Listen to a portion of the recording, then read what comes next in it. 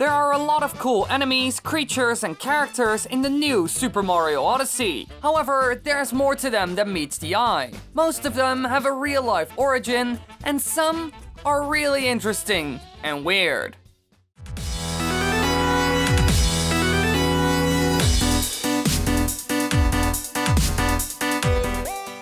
Now, during the E3 presentation of the game, the developer said that the game is inspired by traveling and different cultures around the world. So of course the enemies and characters also have a clear theme. So I picked 3 that seemed very interesting to me. We will start with a being from the Sand Kingdom that a lot of people loved, and actually replaced Yoshi.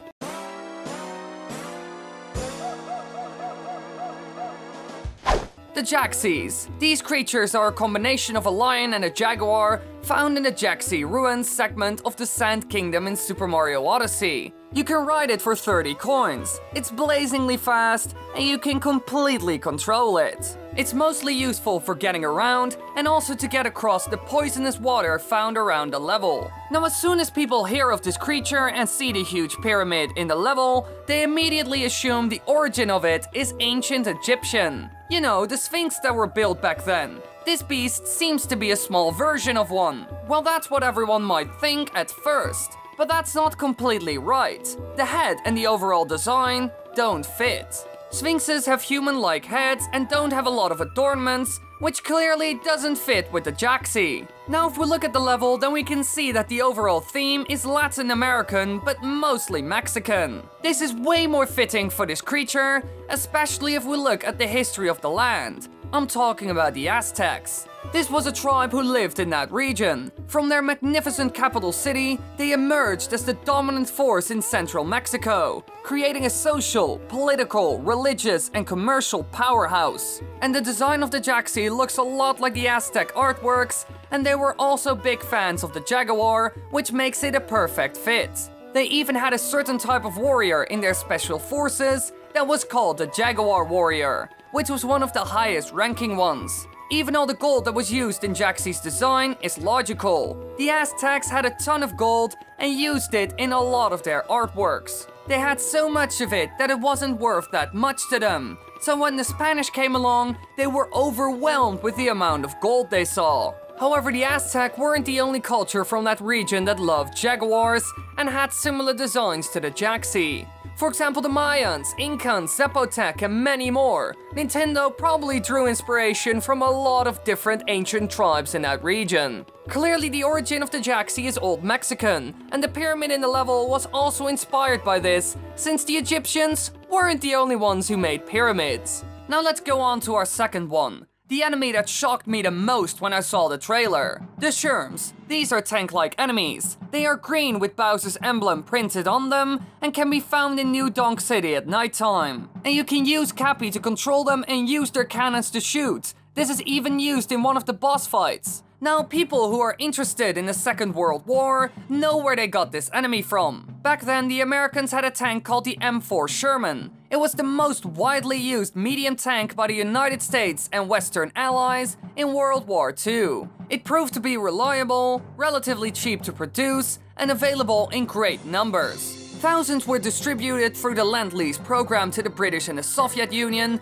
so essentially, when it came to the good guys, almost everyone had at least one of these. The tank was named by the British after the American Civil War general William Tecumseh Sherman. This has to be one of the most well-known tanks in world history, since so many were made and they were used in an extremely well-known and important war. So when it comes to the name, they are extremely similar to each other. But is this also the case when it comes to the design? Now, if we look at both of them in detail, then you can see that the Sherms in Odyssey are more square than the original Sherman, have different threads, and instead of the star on the side, there's a Bowser logo. However, when it comes to the overall color, size, and cannon, then they are still similar to each other. They got a lot of the important features right. The Sherman wasn't really a big tank, and the cannon was overall just a short tube with a hole in it, and sometimes it had a muzzle brake, but it kind of depends on the version. Now let's move on to our last one, and I'm 100% sure that you have seen this one, since he is essentially a meme. Also, I got a t-shirt of him, link in the upper right corner and the description. The moe-eyes are enemies in the game and can be controlled with Cappy. They are found in the moe-eye habitat in the Sand Kingdom. They have special sunglasses, and when you have them on, the player is able to see invisible platforms and hidden blocks. Though the moe-eye walks much slower than usual in this state. They are based on something pretty weird, and they even kept a name. I'm talking about the moe-eye statue heads. A lot of people have heard of these before, but what are they actually? Well, they are massive solid human figures carved by the Rapa Nui people on Easter Island in eastern Polynesia between the years 1250 and 1500. But why did they make them, and what are they? Well, they are mostly the living faces of deity or god ancestors, so most likely to worship or honor them. They made around 900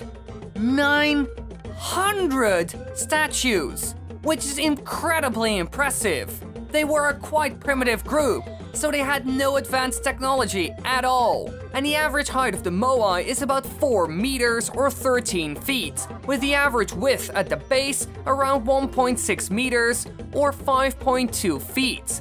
That's huge. Now, comparing the two, you can instantly see that the Mario enemy was based on these old statues. And Nintendo did a great job when it comes to that, since they certainly look alike. And the ability the moe-eyes have in Super Mario Odyssey is also surprisingly fitting. They are all-seeing in the game, and the original statues were based on deities and gods, which are also extremely powerful and maybe even all-seeing. Now, besides enemies, there are also a ton of smaller and bigger references to certain cultures. A good example of this is the Luncheon Kingdom. One of the developers of the game already mentioned that this kingdom is based around food from all over the world, especially European. The Metro Kingdom is based on New York City, and in the game it has a nickname that's essentially a play on words on New York's nickname. New Donk City is called the city that never leaps, and the nickname for New York City is the city that never sleeps.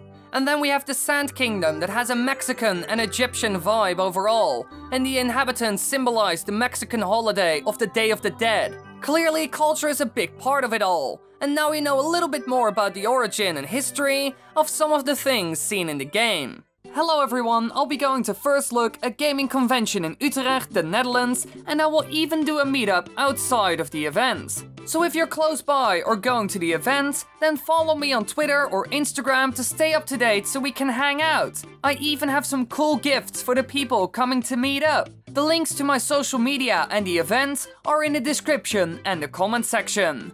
Thanks for watching everybody, I hope you enjoyed. If you want to watch more videos, click the annotations on the screen right now. And be sure to subscribe and click the little bell icon so you won't miss any videos.